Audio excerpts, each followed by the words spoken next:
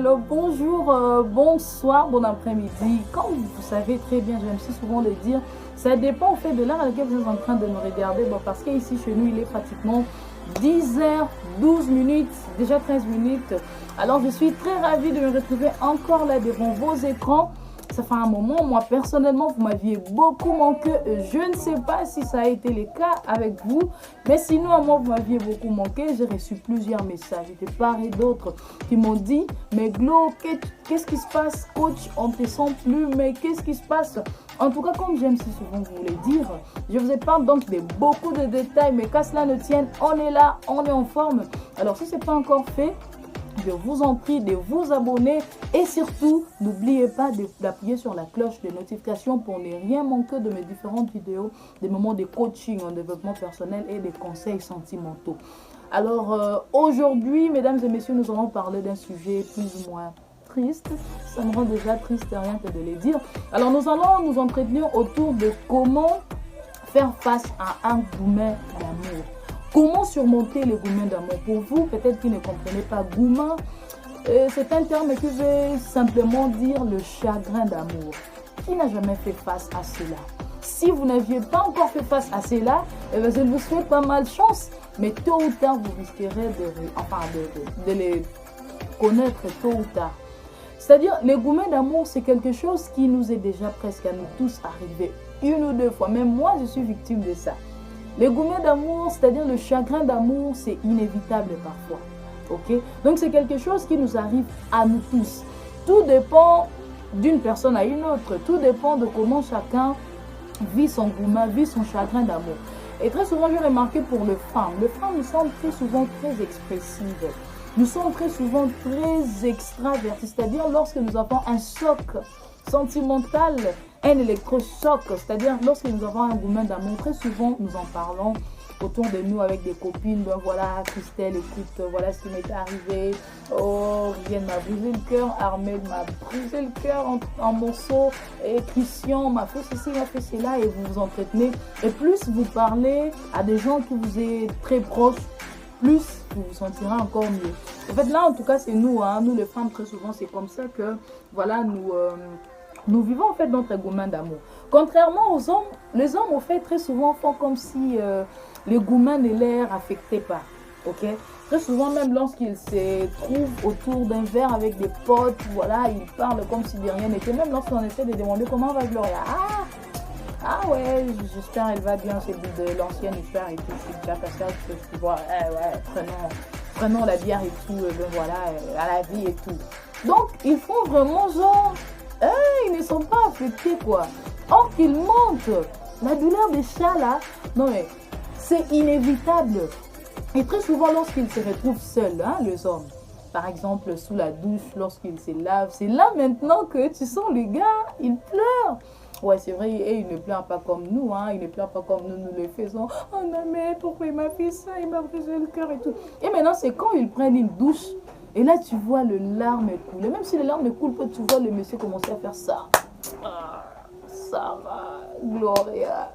Donc, c'est-à-dire que le gourmet d'amour, le chagrin, au fait, c'est quelque chose qui nous arrive à nous tous. C'est inévitable, au fait. Tout le monde connaît cette douleur, la douleur des chats. C'est-à-dire, ça nous arrive à nous tous, qui que vous soyez. Alors, pour mieux surpasser le gourmet d'amour, la première des choses qu'il faut se dire, il faut d'abord se dire que cela peut arriver à tout le monde. Oui. En tout cas, moi, je connais pas mal de gens hein, qui sont aussi passés par cela. Et très souvent même, la plupart d'entre eux, là, je vois mes amis, lorsqu'ils ont un gourmet d'amour, peut-être, parfois même, tu n'auras même pas besoin de le demander. Viens seulement le statut qu'ils postent. Donc, tu sens que la go ou les gars, il devient même trop spirituel. Et là, tu verras sur les statuts, publications, Facebook et tout, où ils reconnaissent maintenant que, oh ouais, Jésus-Christ est Seigneur. Et là, tu vois, oh Jésus, mon seul véritable amour, oh Jésus, l'ami fidèle, Jésus, l'ami qui ne trahit pas. Donc, tu sens même que le gars, il est devenu encore très spirituel. Et moi, je l'ai dit très souvent, hein, si les gourmets d'amour ne vous approchent pas encore plus de Dieu, non, mais c'est qu'il n'est pas très fort. Les gourmets, ça te pousse à chercher Dieu. Non mais ça te pousse même à lire la Bible. Tellement le choc est tellement trop fort. tu deviens spirituel et tu verras le gars ou la go même parfois, tu as l'impression qu'il parle en langue shikababa. Donc, il est tellement devenu spirituel. Et là, c'est ça la douleur. C'est ça le gourmand, c'est ça en fait le chagrin. Ça vous rapproche de Dieu. Et là, tu te rends compte que oui, Jesus Christ, il est Seigneur. Alléluia. Donc, c'est comme ça, je vous dis. Ouais, je parle par expérience. Alors, voilà. La première des choses à faire, il faudrait d'abord se dire que voilà, ça peut arriver à tout le monde. Le chagrin, qui que vous soyez président de la République, que vous soyez un militaire, que vous soyez... C'est-à-dire que c'est inévitable. Ça peut arriver à tout le monde. Qui que vous soyez, quoi que vous ayez, ça peut vous arriver. Oui, la souffrance en amour, le chagrin, c'est normal. Alors, la première des choses qu'il faut se dire que voilà, ça peut arriver à tout le monde. Et ce qui est aussi très important, c'est au fait de comprendre les raisons de la rupture. C'est-à-dire, il faut comprendre les raisons de la rupture, par exemple. Par exemple, c'est dire que ben voilà, la rupture a valu la peine, vu déjà la manière dont notre relation allait, vu déjà comment, ben voilà, peut-être le gars vous trompez constamment, peut-être la go vous trompez, peut-être voilà, dans la relation il n'y avait plus de respect, vous ne vous respectiez plus, ben peut-être, c'est-à-dire il y a plusieurs raisons qui poussent à rompre. C'est-à-dire il faudrait d'abord se poser une question, en fait, disons, comprendre la raison de votre rupture. Et une fois que vous ayez compris la raison de la rupture, et je pense que ça vous permettrait à vous sentir mieux, à vous dire que ben voilà, ça a valu la peine de rompre, parce que déjà, visiblement, la relation ne marchait pas. C'est-à-dire comprendre d'abord le raison qui vous a poussé au fait à rompre. Et ce qui est encore plus, ce qui est encore très important pour vous permettre à bien vivre votre chagrin, ce fait de ne plus jamais repenser au passé. Plus jamais parler du passé. Si possible, il faudrait brûler même tout ce qui vous rappelle votre passé. Ouais, parfois, il y a des choses qu'on ne peut pas facilement brûler, mais des choses qui vous rappellent votre ex, par exemple. S'il y a des photos en commun, il y a des objets et tout, vous pouvez le mettre dans une caisse ou carrément le brûler. Bien qu'il y ait ces souvenirs qu'on ne peut pas effacer, qui sont là. Des souvenirs mentaux, des souvenirs mentaux qui sont gravés là. Mais en tout cas, faites le nécessaire. Brûlez tout ce que vous pouvez brûler. Éloignez-vous de tout ce qui vous rappellera votre ex. Éloignez-vous de tous les souvenirs possibles. Et après, il faudrait faire le deuil. C'est important. Oui, moi je l'ai dit souvent, c'est important. Il faut savoir faire le deuil. C'est même comme dans la vie courante. Lorsque vous avez perdu un être cher et lorsque le corps est encore dans la morgue. Et voilà, vous voyez, la douleur encore, elle est plus profonde. Contrairement à lorsque voilà, le funérail passe, on enterre et petit à petit vous apprenez à reprendre, sourire et tout. Donc c'est-à-dire c'est important de consacrer un temps pour faire le deuil. Ok? Donc pour faire le deuil c'est important. Parce que vous ne pouvez pas passer d'une relation à une autre. Bien que moi je me dis toujours que le remède, si vous aviez été brisé par un homme et tout, le remède pour soigner ça n'est qu'un homme. C'est-à-dire voilà, vous aviez rompu. Pour que vous puissiez mieux vous sentir, il faudrait fréquenter une nouvelle personne. Mais au fait, cela ne peut pas se faire du jour au lendemain. Boum, boum, à peine rupture, boum. Il faudrait laisser d'abord la plaie cicatriser. Faites le deuil. Sinon même, la personne qui viendra après risque d'en souffrir parce que votre plaie, elle est encore ouverte. Donc prenez un peu le temps de faire le deuil. Et je pense que ça vous aiderait à mieux vous sentir. En tout cas, vraiment, faites le deuil. Alors, un autre point que j'aimerais vous suggérer, c'est au fait de savoir puiser de l'énergie, je vais dire, dans des relations humaines. Parce qu'aujourd'hui, mesdames et messieurs, la socialisation, c'est un bon moyen qui vous permet de tenter de nouvelles expériences, d'avoir des énergies positives. Là, je vois beaucoup plus des amis. S'il y a des opportunités que vous puissiez sortir avec des amis, passer un moment ensemble, prendre un verre ensemble, et ben je pense que voilà, c'est là vous aiderez à vraiment tenter de nouvelles expériences. C'est là vous aiderez à avoir des nouvelles émotions. C'est là vraiment, je pense que ça vous serait très utile. Sortez, ne vous isolez surtout pas. Ouais, parce que oui, très souvent, lorsque nous vivons un chagrin d'amour, nous avons souvent tendance à nous enfermer, dans la chambre, à nous renfermer en nous, tout en écoutant de musique là, triste, peut-être qui vous rappelle votre ex et tout, vous enfermer. Non, il faut sortir, profiter de la vie. Et c'est important de reprendre votre vie en main, oui. La rupture, oui. Le chagrin, oui. Mais cela n'est pas une raison suffisante pour que vous puissiez vous négliger. Et moi, je l'ai dit, hein, il faut, c'est vrai, l'amour, c'est le plus beau sentiment qui existe sur Terre parce que, voilà, la colère, c'est un sentiment, la haine, c'est un sentiment, voilà, la tristesse, voilà. Mais en fait, l'amour, c'est le plus beau sentiment enfin, disons, parmi tous ces sentiments qui existent sur Terre. Mais en dehors de l'amour, vous devez vous dire que voilà, en dehors, tout ne passe pas seulement autour de l'amour. C'est-à-dire, en dehors de l'amour, il y a ce qu'on appelle la vie professionnelle. C'est-à-dire, si possible, euh, concentrez-vous sur votre vie professionnelle. Oui, tout ne tourne pas seulement autour de l'amour. Parfois, il faut savoir faire la part des choses. C'est-à-dire, reprenez votre vie en main. Ne négligez pas votre travail, ne négligez pas votre activité ben, simplement parce que vous êtes affecté. Moi, je me dis que même quand j'étais encore étudiante, parce que je finis mes études depuis 2019, je suis licenciée en journalisme, je pourrais le dire ainsi.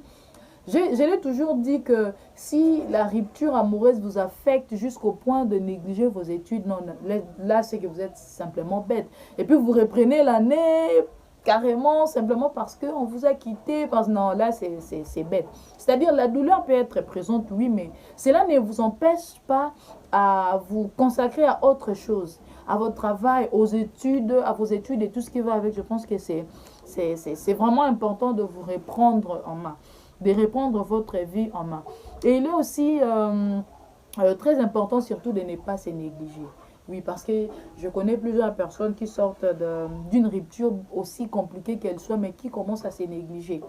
Ouais, ben, on dirait ces personnes se faisaient beau, belles, simplement pour l'air amoureux ou amoureuse. Non, c'est pas la peine de se négliger. Allez-y au salon, faites-vous une nouvelle coupe de cheveux, faites vos, voilà, manucure, pédicure, tout ce qui va avec. Si vous avez encore un peu d'argent, faites le shopping et tout.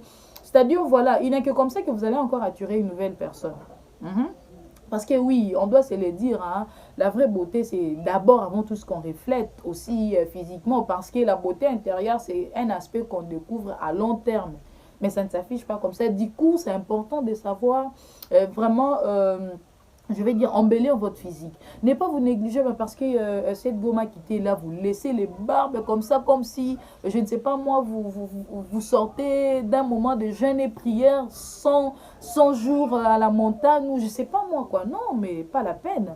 C'est-à-dire, soyez toujours aussi coquette, aussi sexy, aussi, voilà, aussi, voilà, je ne sais pas moi, très agréable, quoi. Et je pense que vraiment, mesdames, c'est alors très important, ne nous négligeons pas. Et il est aussi important, avant de penser à se lancer à une nouvelle relation, il est important de se poser certaines questions. Par exemple, les types de relations que vous souhaiterez avoir dans le futur. Quel type de relation souhaiterez-vous avoir? Quelles sont les erreurs que vous aviez commises dans le passé, les erreurs que vous aviez faites dans le passé que vous ne devez pas faire dans votre prochaine relation? Oui, parce que moi j'ai souvent, enfin, je vois comme si très souvent, nous reprenons les mêmes erreurs que nous avions commises autrefois dans le passé, nous les reprenions encore au futur, disons dans nos prochaines relations et tout. Si par exemple, dans ta prochaine relation, voilà, ton gars ou ta go te reprochait toujours de... Peut-être tu parles constamment de tes ex et tout. Voilà, voilà. Il faut éviter. C'est-à-dire, pose-toi des questions vraiment très importantes, quoi. Pose-toi des questions. Qu'est-ce qui te posait toujours des problèmes dans tes précédentes relations? Comment faire pour arriver un peu à les modifier, à réparer certaines erreurs? Parce que une erreur commise 2 fois n'est plus une erreur, mais ça devient une volonté. Oui, toutes tes relations ont toujours foiré, mais qu'est-ce qui se passe? Quel est au fait le problème?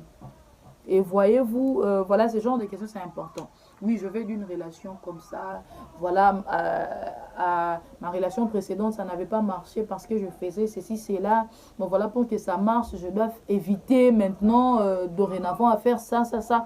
Et je pense que voilà, c'est très important. Alors, pour bien aussi vivre son gourmet d'amour, et arriver vite à passer à autre chose, c'est-à-dire il faut être optimiste. Oui, l'optimisme, c'est très important. Moi, je pense que l'optimisme vous permettra de bien rebondir, c'est-à-dire essayez d'être optimiste. Dites-vous que le meilleur reste à venir. Oui, il y a un problème, j'ai remarqué très souvent, la plupart d'entre nous, nous sommes un tout petit peu fatalistes. C'est-à-dire, le fatalisme, c'est quoi? Un fataliste, c'est une personne qui pense que le destin ne peut pas changer. C'est-à-dire, oui, puisque tu étais en couple avec une bonne personne qui répondait à presque 100% même, ou même 120%, je pourrais exagérer, de tes attentes et tout. Et du coup, tu dis que voilà, puisqu'avec cette personne-là, vous aviez rompu et tout, tu n'arrives pas à passer à autre chose. C'était lui la femme idéale ou l'homme idéal. C'était lui ton âme sœur. C'était lui, c'était... Ouh, non. Ne soyez pas fataliste. Dites-vous que oui, bon, j'ai tout donné, ça n'a pas marché. Bon, voilà, je reste confiant ou confiante que voilà, le meilleur reste à venir. L'avenir nous réserve beaucoup de surprises et tout. J'avance.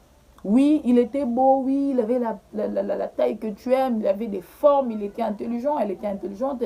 Oui, oui, oui, mais ça n'a pas marché. C'est-à-dire, soyez optimiste. Évitez les fatalismes. Ne vous dites pas que c'est comme ça, c'est fini pour moi, c'était lui. Passez à autre chose et puis vous verrez que peut-être vous trouverez encore mieux que ça d'ailleurs. Donc le fatalisme, c'est très mal. Essayez d'être vraiment très, je vais dire, très optimiste. Alors il y a une question très souvent, on me demande auprès de mes coachés, des amis et tout, on me demande combien de temps dure un chagrin d'amour glauque, combien de temps est-ce que ça peut prendre, et surtout après une rupture, je souffre tellement, combien de temps ça peut prendre et tout. Oui, alors... À cette question, je ne sais vraiment vous répondre parce que je pense que ça dépend d'une personne à une autre. Il y en a pour certaines personnes, ça peut prendre des jours, pour certaines personnes, ça peut prendre des semaines, des mois et voire des années. Alors moi, je pense que tout dépend d'abord des sentiments que vous aviez l'un envers l'autre. Tout dépend de l'intensité, du degré même des sentiments que vous aviez l'un pour l'autre.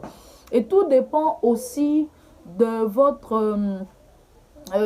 disons de votre niveau d'affection, enfin d'affection. C'est-à-dire là, je vais parler de votre dépendance affective. Voilà. Tout dépend de votre dépendance affective. Parce que si vous étiez tellement attaché à votre mec, à votre go, ok, et ça peut vous paraître difficile de passer carrément à autre chose. Voilà pourquoi il est toujours conseillé, même dans une relation amoureuse, d'éviter d'avoir une dépendance affective. C'est-à-dire, vous n'arrivez pas à vous en passer de votre copine, de votre copain. C'est-à-dire, à tout moment, vous pensez qu'à lui, donc tout ne tourne que autour de lui. C'est vraiment important quand vous êtes dans une relation, pas forcément parce que vous dites qu'après la rupture pourrait arriver pour que je m'en sorte bien. Non, mais simplement, en dehors de l'amour, il y a tant d'autres choses. C'est-à-dire, éviter de beaucoup idéaliser votre copain. C'est vrai, il est un homme idéal, elle est une femme idéale et tout. Mais évitez très souvent de le mettre sur un piédestal là. Donc évitez vraiment cette dépendance affective. Donc vous n'arrivez pas à vous en passer de lui. Vous ne pouvez pas faire 1 heure du temps sans parler. Quand vous êtes là à parler jusqu'à fatigué, jusqu'à 2 heures et tout. Oui, c'est bien, ça peut se comprendre, c'est l'amour, je comprends ça.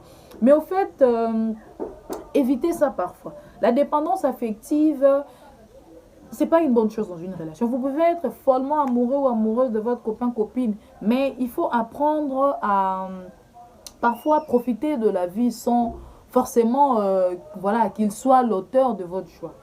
Vraiment, je pense que c'est important. Alors, le temps que prend un gourmet d'amour, comme je le disais, ça dépend de votre intensité, ça dépend de l'intensité des sentiments que vous aviez l'un envers l'autre.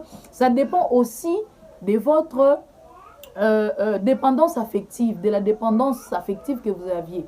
Si vous arriviez déjà à vous en passer de lui quand même, et puis bon, voilà, je pense que ça serait encore, voilà, facile de vraiment bien surmonter votre chagrin d'amour. Et tout dépend aussi, surtout, des efforts que vous-même vous mettez en place pour arriver vraiment à surmonter ces chagrins d'amour. Oui.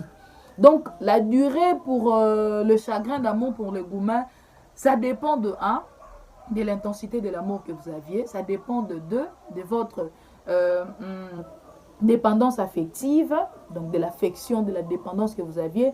Et surtout, ça dépend des efforts que vous-même vous décidez de mettre en place. Ça dépend des efforts que vous-même vous décidez vraiment de mettre en place pour avancer, pour aller encore, voilà, pour vraiment tourner la page, quoi. Oui, parce qu'aujourd'hui, plusieurs nous souffrons, des gourmets d'amour nous souffrons, voilà, des ruptures vraiment compliquées parce que on est rien, nous ne voulons pas tourner la page. Oui, il y en a ceux-là, après une rupture, hein, qui sont toujours là, en train d'espionner leur ex, en train de voir qu'est-ce qu'il a posté, avec qui est-ce qu'il est maintenant, et puis où est-ce qu'il était et tout. Donc, c'est-à-dire, voilà, c'est comporté vraiment en FBI. Donc, vous êtes là, vous regardez tout ce qui, enfin, tout ce qu'il fait, tout ce qui se passe dans sa vie et tout. Alors comme ça, c'est difficile que vous puissiez rapidement passer à autre chose et tourner la page. Et vous verrez, les gourmets,